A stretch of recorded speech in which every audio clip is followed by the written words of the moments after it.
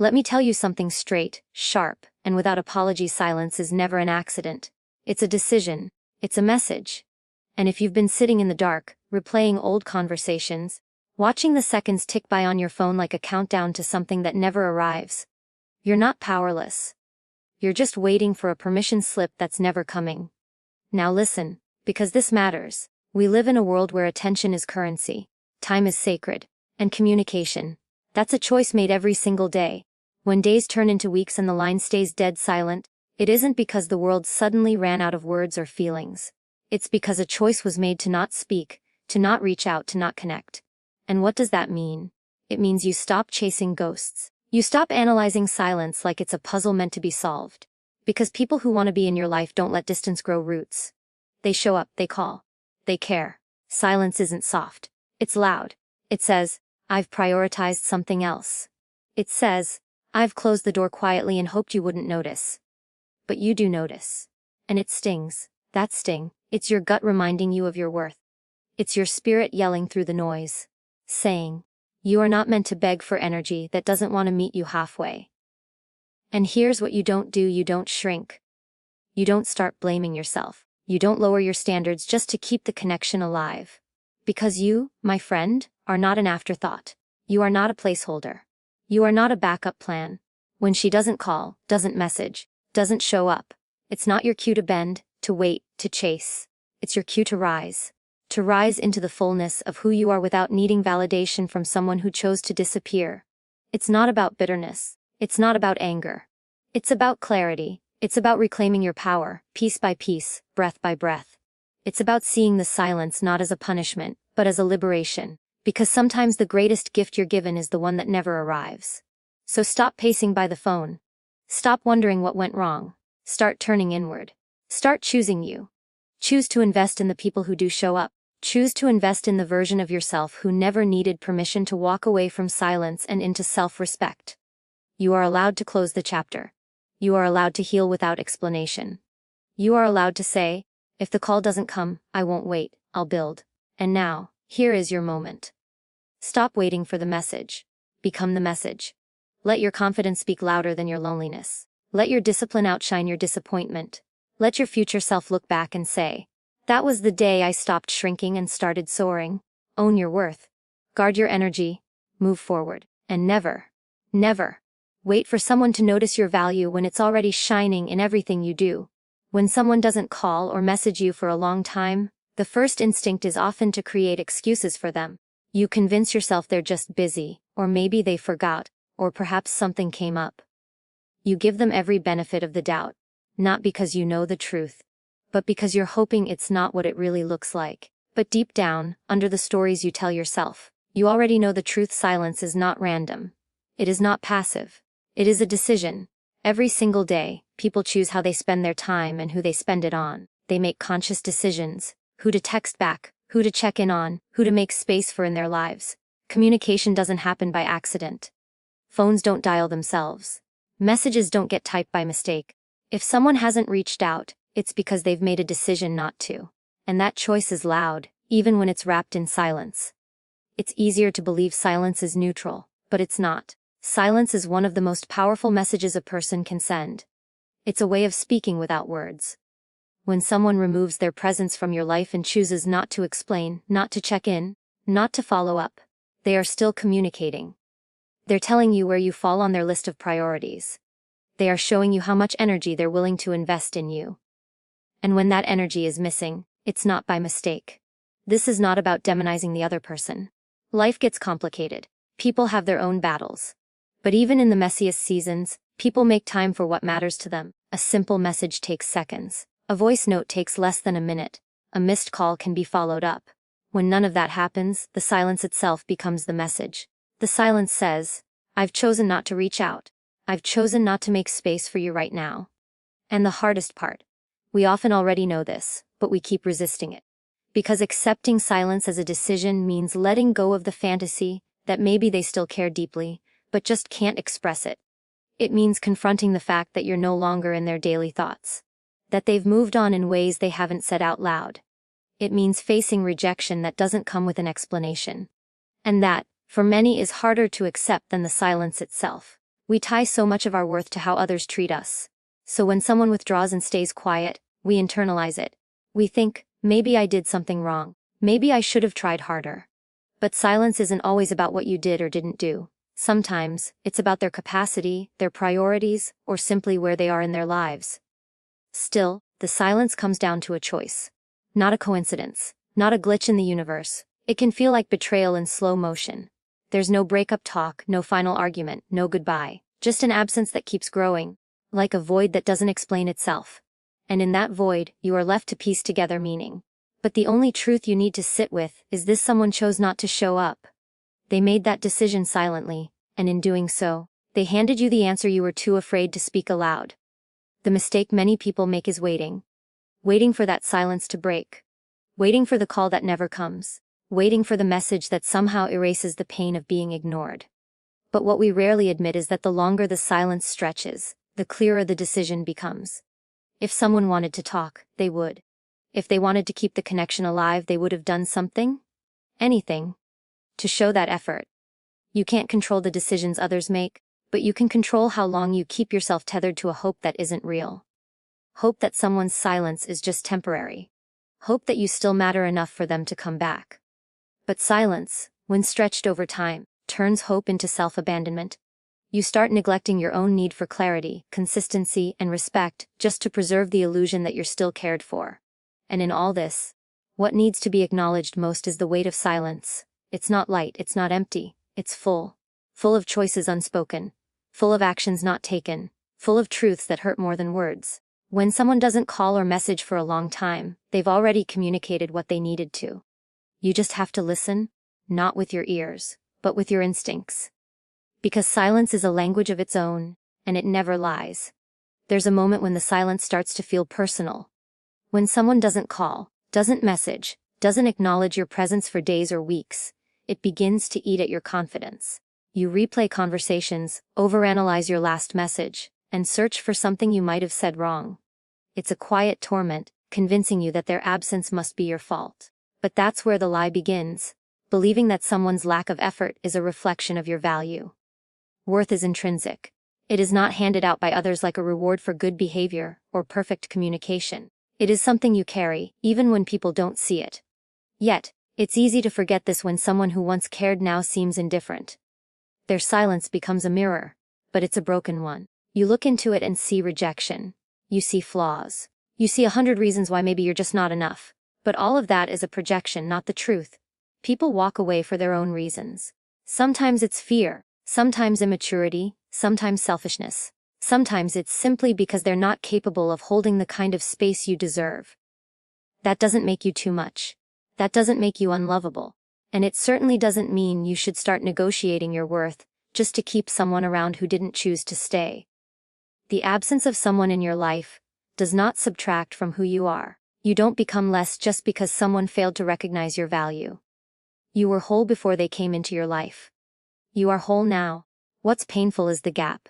The emotional distance that opens up when someone you once trusted chooses not to be there. But that space they leave behind is not your burden to carry. It is not your job to fill it with self-doubt. Often, people tie their sense of worth to who stays and who leaves. If someone shows up consistently, they must be valuable. If someone pulls away, they must be disposable. This binary way of thinking is dangerous. It makes your self-esteem dependent on the actions of people who may not even know how to value themselves, let alone others. It hands over your power to those who were never meant to hold it. You deserve to be seen without having to beg for attention. You deserve to be remembered without having to remind someone of your existence.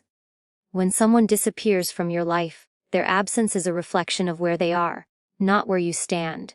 But when you attach your identity to that absence, you let their decision define your narrative. And in doing so, you give away a piece of your dignity every time you wonder what you did wrong. The truth is, not everyone will recognize your light. Some people will come into your life and not know what to do with your depth, your kindness, your consistency. That doesn't mean you dim yourself.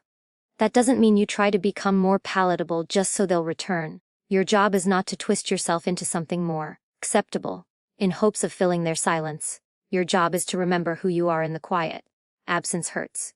It creates a void that aches with questions. But your identity isn't shaped by who walks out. It's shaped by how you carry yourself when they do. It's in how you choose to hold your ground when it feels like the world has gone quiet around you. It's in how you continue to speak truth to yourself when no one else is speaking your name. Sometimes, we confuse love with validation. We think if someone chooses us, it proves we're worth choosing. But validation that only exists when someone else is around isn't real confidence. It's dependency. And dependency is a dangerous thing when it hinges on people who don't have the capacity to honor your presence. Your value does not fluctuate with someone's attention. It remains constant, even in the silence. You are not a reflection of someone's inability to love. You are not less because someone didn't stay. People's actions reveal who they are, not who you are. Let that be the truth you hold on to when the silence gets loud. Let that be your anchor when the absence tries to tell you that you're unworthy, because who you are is not up for negotiation. Not now, not ever. Caring isn't complicated. It doesn't hide behind mixed signals, vague excuses, or long stretches of silence. When someone truly cares, you feel it, not just in words but in actions. Caring shows up in the small things, the consistent things, the inconvenient things. People who care make space, make time, and make effort. They don't vanish. They don't go silent and leave you guessing. They don't make you beg for attention. Because care, real care, shows up without needing to be chased. People often mistake passion for presence. But true presence doesn't need to be dramatic to be meaningful. Sometimes it's the midday message that simply says, "How are you?" Sometimes it's remembering something you said in passing a week ago. Sometimes it's showing up when you didn't even know you needed someone. These things aren't grand gestures, but they're deliberate. They take thought, attention, and presence. They don't just happen. They're chosen, again and again. Everyone is busy. Everyone has stress, deadlines, responsibilities, and distractions, but people still make time for what matters to them. You've done it. You've texted back during your lunch break, answered a message before falling asleep, paused what you were doing to be there for someone you cared about. That effort is a decision. And when someone doesn't offer you the same, it's not because they're busier than everyone else.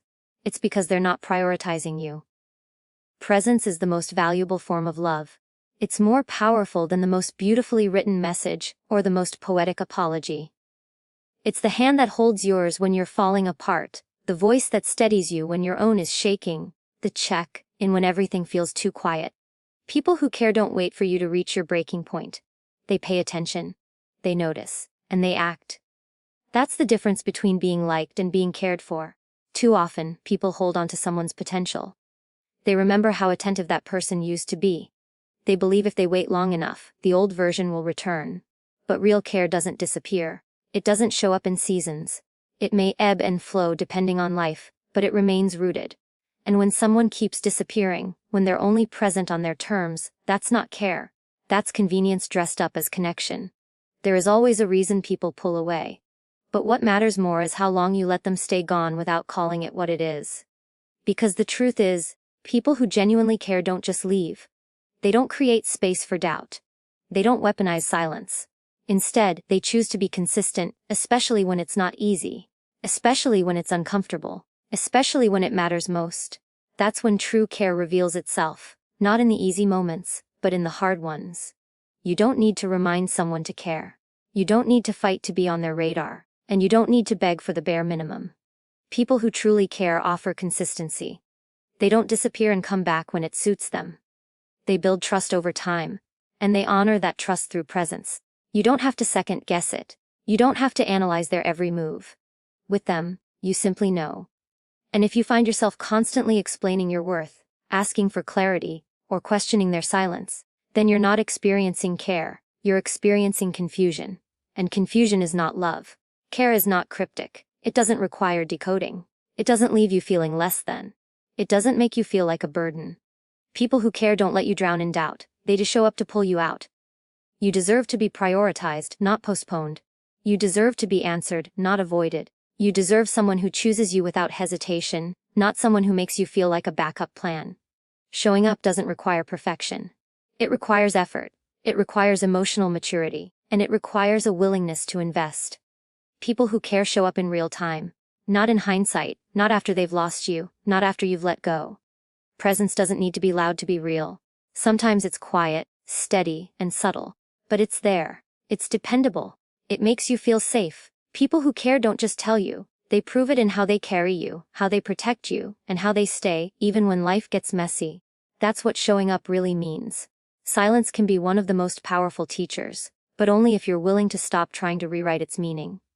Too often, silence is misunderstood as something that needs to be filled with overthinking, with explanations, with endless waiting. But silence doesn't always signal uncertainty. Sometimes it is the clearest answer of all. The absence of words, contact, and effort reveals more about someone's priorities than anything they could say out loud. When someone chooses not to respond, not to reach out, not to make space for you in their life, that silence is information. It speaks volumes about where they are emotionally and what role they see you playing in their life, or don't. The temptation is always to rationalize. Maybe they're busy. Maybe they forgot. Maybe something came up. But repeated silence is not a mystery. It is a message, and reading it clearly can save you from months or even years of emotional limbo. Confusion thrives when you resist what's right in front of you. It grows in the space between hope and denial. It keeps you checking your phone, replaying moments, wondering if something shifted without you noticing. But clarity begins when you let silence speak for itself. You don't need to make excuses for anyone. When someone wants to talk to you, they will. When someone values you, they will show it. Their silence is not a puzzle for you to solve. It's a decision you need to acknowledge. Silence can hurt, especially when it follows a season of closeness. It's jarring to go from connection to distance, from daily contact to cold stillness. But trying to find answers in that silence can lead you further away from yourself. It pulls you into a pattern of self-doubt and over-analysis. The more you try to force a meaning into their silence, the more you lose your own voice. And your voice, your truth, is what you need to listen to most. Clarity begins when you stop chasing explanations and start honoring your intuition. Your inner knowing already sees the silence for what it is. But it's scary to accept that someone you cared about might not care the same way. So you try to protect your heart with excuses. But the longer you do that, the more you delay your own healing. Silence used well is not something you suffer through. It's something you grow through. It is the space where you return to yourself. You don't need a long message or a formal goodbye to understand that someone has emotionally left the room. Their absence tells you everything you need to know. When someone chooses silence over conversation, they are telling you that communication with you is not their priority. And that realization, while painful, gives you the clarity to stop reaching out to someone who has already let go. Silence is not a punishment unless you allow it to become one. It's not your job to break it just to relieve the discomfort. If you always respond to someone's silence by stepping forward, you teach them that they never have to show up first. You end up carrying the emotional labor of the relationship alone. But when you meet their silence with your own stillness, you begin to reclaim your power. You learn that peace doesn't come from being chosen, it comes from choosing yourself. In stillness you get honest. You realize what you deserve: mutual effort, emotional availability, consistent presence. And you begin to understand that silence isn't the opposite of love. It's often the absence of it. It's the space that appears when someone is no longer invested. That doesn't mean you're not worthy of love. It means the person who left the silence behind wasn't capable of giving it to you. There's freedom in no longer waiting. In no longer pacing around your own emotions, trying to decode the quiet. Once you accept that silence is clarity, not confusion, you stop seeing it as a riddle and start treating it as truth. You give yourself permission to let go of anyone who can't meet you with the same presence and care you offer. You stop needing closure from the one who created the silence and begin creating it for yourself. When you choose to interpret silence as clarity, you stop being a prisoner of unanswered questions. You start stepping into a version of yourself that trusts your own judgment, that no longer needs permission to move on, that doesn't require validation to understand what's missing. Silence isn't a void, it's a mirror. It reflects what is and what will never be, and the moment you stop trying to fill it, it finally starts to speak. Waiting can feel deceptively noble. You tell yourself that patience is a virtue, that giving someone time and space is an act of love.